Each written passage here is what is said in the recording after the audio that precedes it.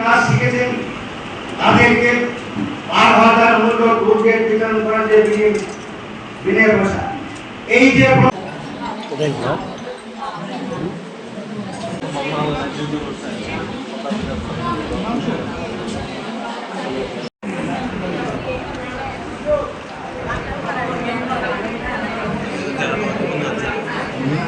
के अंदर में इसके अलावा वेलफेयर स्कीम के अंतर्गत आज के আমাদের একটা প্রোগ্রাম চলছে দিল্লিতে, দ্বিতীয় প্রোগ্রাম আগরতলা পৌরসভাতে, তৃতীয় প্রোগ্রাম আমাদের খোয়াই। ভারতবর্ষে স্বাধীন হওয়ার পর বিভিন্ন রাজনৈতিক দলের প্রধানমন্ত্রিত্ব করেছেন, কিন্তু আমাদের ভারতবর্ষের যারা আমরা তার শিল্পীতে আমরা জড়িত আমাদেরকে সম্মান দেয়নি। ভারতবর্ষের জনসাধারণের আশীর্বাদে আমাদের ভারতবর্ষের প্রধানমন্ত্রী নরেন্দ্র মোদী ভারতবর্ষের তার শিল্পীদেরকে সম্মান দিয়েছে। সেই পরিস্থিতি আজকে আমাদের অত্যাধিক পরিদেবের বিষয়। ভারতবর্ষের প্রধানমন্ত্রী নরেন্দ্র মোদী প্রধানমন্ত্রী হওয়ার পর গোটা ভারতবর্ষের সহ আমার এই ত্রিপুরা রাজ্যে আমরা হাজার হাজার আমার এই ত্রিপুরা রাজ্যে জাতি জনজাতি অংশের মণিপুরি ভাইরা, জনজাতি অংশের মায়েরা বোনেরা 1,37,000 ঊর্ধ্বে এই রাজ্যে তাঁত শিল্প এবং কারুশিল্পীতে জড়িত।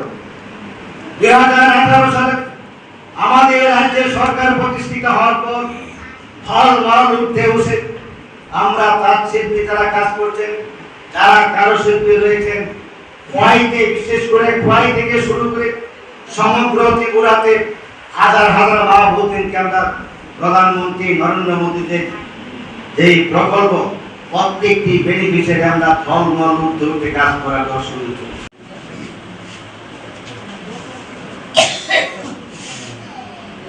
অতিথি শ্রী আন্তরিক নির্ভরতার এক বড় প্রতীক। এই বিষয়ে আমাদের ये स्कीम है ट्रेनिंग और स्किल डेवलपमेंट के लिए।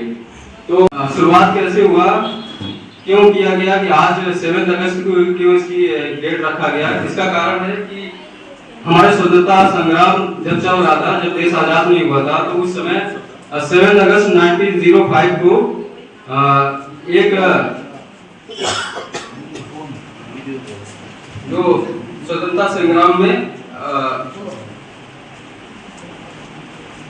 स्वदेशी मूवमेंट जो शुरू हुआ था उसके लिए ये आज मनाया जाता है, कि उसकी याद में मनाया जाता है। और ये इसलिए है कि ये हमारे राष्ट्रीय हस्तकला दिवस आप हमारे समृद्ध सांस्कृतिक वैभव, पारंपरिक हस्तकला और कुशल बुनकरों के अमूल्य योगदान की याद दिलाता है।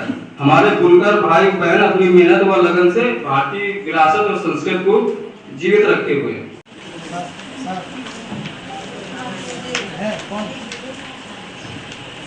दी जाती है जिससे वो अपना वर्कशीट वगैरह रेडी कर सके।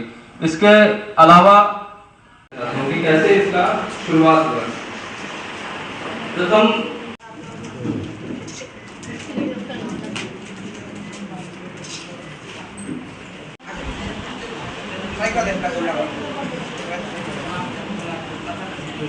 সম্মানীয় প্রধান অতিথি এবং অন্যান্য অতিথিবৃন্দদের